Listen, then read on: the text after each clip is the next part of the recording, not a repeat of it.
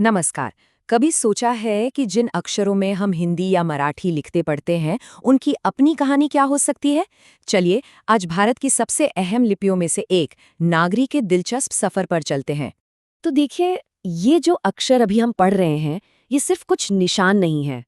ये हिंदी, मराठी और संस्कृत जैसी हमारी कई भाषाओं की आत्मा है। लेकिन सवाल यह है कि ये आए कहाँ से? इनकी कहानी हमारी सभ्यता जितनी ही पुरानी और उतनी ही फैसिनेटिंग है। तो आइए, इस सफर की शुरुआत करते हैं।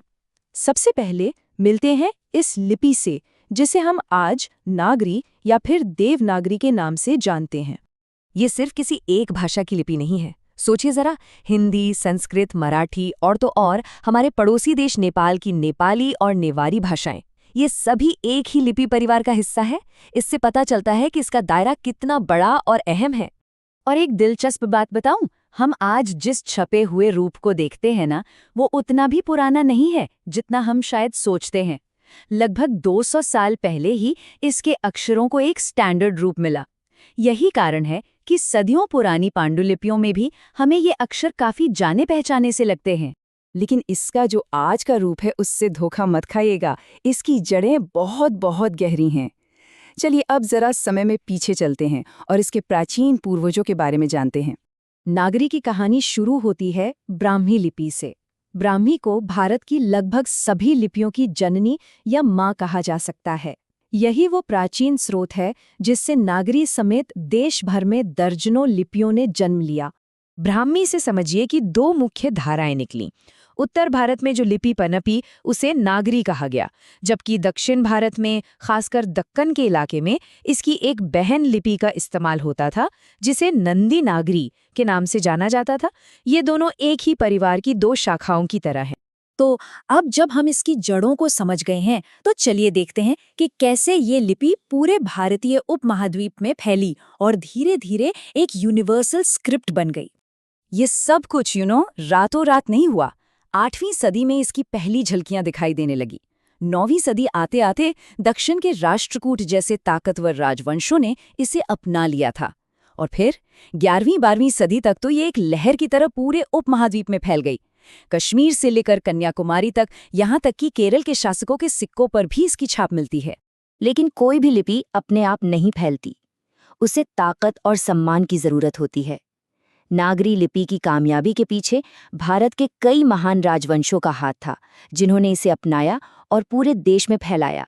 उत्तर में गुर्जर प्रतिहारों से लेकर दक्कन में राष्ट्रकूट और चालुक्यों तक, और दक्षिण में शक्तिशाली विजयनगर साम्राज्य तक, इन सभी महान राजवंशों ने नागरी को अपनाया। उन्होंने इसे अपने शिलालेखों, ताम्रपत्रों और सिक्कों पर जगह दी, जिससे ये शक्ति और शासन की भाषा बन गई और इसे पूरे देश में एक पहचान मिली। और इसका असर सिर्फ हिंदू राज्यों तक ही नहीं था। ये देखिए, एक कमाल का उदाहरण है सम्राट अकबर का ये सिक्का। जरा ध्यान से देखिए, इस पर नागरी लिपि में राम सिए लिखा हुआ है। ये इस बात का पक्का सबूत है कि नागरी धार्मिक सीमाओं से कहीं ऊपर उठकर भारतीय संस्कृति का एक जरूरी हिस्सा बन चुकी थी। हमने इसका इतिहास और फैलाव तो देख लिया, लेकिन इसके नाम का क्या? नागरी शब्द आखिर आया कहाँ से? ये एक बड़ी दिलचस्प एकेडमिक पहेली है। इस सवाल का कोई एक सीधा साधा जवाब नहीं है, और यही बात इसे और भी मजेदार बनाती है। विद्वानों ने इस पर कुछ बहुत ही इंटरेस्टिंग थ्योरीज दी हैं। चलिए देखते हैं कि वो क्या है। एक थ्योरी ये है कि इसका नाम पाटलिपुत्र शहर से जुड़ा है, जिसे पुराने जमाने में नगर भी कहते थे, और शायद ये वहाँ की मुख्य लिपि थी। दूसरी और शायद ज्यादा मानी जाने वाली थ्योरी ये है कि इसका नाम गुजरात के नागर ब्राह्मणों से जुड़ा है, जिन्होंने सबसे पहले इस लिपि का बड़े पैमाने पर इस्तेमाल करना शुरू किया था। और हमारे पास इस बात का पक्का सबूत है कि ये नाम बहुत पुराना है। महान विद्वान अल बरूनी ने आज से लगभग 1000 साल पहले 1030 ईस्वी में लिखा था कि मालवा के इलाके में नागरी नाम की एक लिपि इस्तेमाल होती थी। इससे पता चलता है कि ये नाम सदियों से चलन में है। तो इस पूरी यात्रा के बाद नागरी लिपि की असली विरासत क्या है? इसने हमारे लिए क्या छोड़ा है? असल में नागरी सिर्फ अक्षरों का एक सेट नहीं है। ये वो सांस्कृतिक धागा है जिसने सदियों तक भारत को एक साथ पिरोया। ये एक यूनिवर्सल स्क्रिप्ट बनी जिसने आज की देवनागरी को जन्म दिया। ये हमारे शुरुआती साहित्य की भाषा थी और आज भी हमारी साझी विरासत की एक ताकतवर निशानी है। और ये हमें आज के एक बहुत ज़रूरी सवाल पर लाकर खड़ा करता है। इस डिजिटल युग में जहाँ कम्युनिकेशन इतना तेज़ और ग्लोबल हो गया है, नागरी जैसी प्राचीन और ऐतिहासिक लिपियों का भविष्य क्या है? ये एक ऐसा सवाल है जो हमें अपनी विरासत को सहेजने के बारे में सोचने पर मजबूर करता है।